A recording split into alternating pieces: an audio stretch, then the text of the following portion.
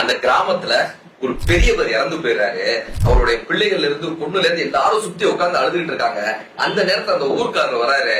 எங்க உங்க அப்பா என்கிட்ட 15 லட்சம் ரூபாய் கடன் வாங்கியிருக்காரு, 15 லட்சம் ரூபாய் காசை கொடுத்துட்டு நீங்க அந்த பணத்தை எடுங்கன்னு அவர் சண்டை போடுறாரு.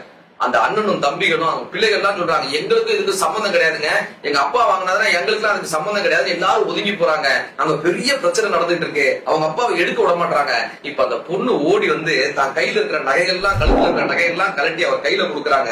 ஐயா, இப்போதைக்கு எங்க கிட்ட இவ்வளவுதாங்க இருக்கு, கண்டிப்பா உங்களுடைய கடனை நான் அடைச்சிருவேங்க, எங்க அப்பா வாங்கினதான் சொல்றீங்க, கண்டிப்பா நான் அடைச்சிடுறேங்க, இப்ப எங்க அப்பாக்கான இறுதி காரியங்களை செய்ய விடுங்கன்னு கண்ணீரோட கைய கூப்பி நிக்கிறாங்க. இப்ப அவர் சொல்றாரு, உங்க அப்பா என்கிட்ட காசு வாங்கலாமா, நான் தான் உங்க அப்பா கிட்ட 15 லட்சம் ரூபாய் வாங்கினேன், அதை கொடுக்கறதுக்காக தான் வந்தேன். உங்க அப்பா கடைசி காலத்துல என்ன தெரியுமா சொல்லிட்டு போனாரு, ஒரு வீட்டுல பிரச்சனைன்னு வரும்போது அந்த பிரச்சனையை தீர்ப்பதற்கு யார் நிற்கிறார்களோ, பொறுப்போடு யார் அந்த பிரச்சனையை தன் தலை மீது தூக்கி போட்டுக் கொள்கிறார்களோ, பொறுப்போடு இந்த பிரச்சனையை தீர்க்க வேண்டும் என்று யார் நினைக்கிறார்களோ அவங்கதான் என் பிள்ளை, அந்த பிள்ளைகிட்ட இந்த காசை கொடுத்துருங்கன்னு சொன்னாங்க.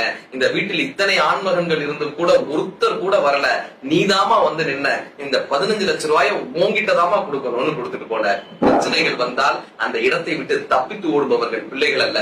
குடும்பத்திற்கென்று ஒரு பிரச்சனை வரும்போது அதை தன் தோளில் எவன் தாங்கிக் கொள்கிறானோ அவன்தான் அந்த வீட்டின் பிள்ளை.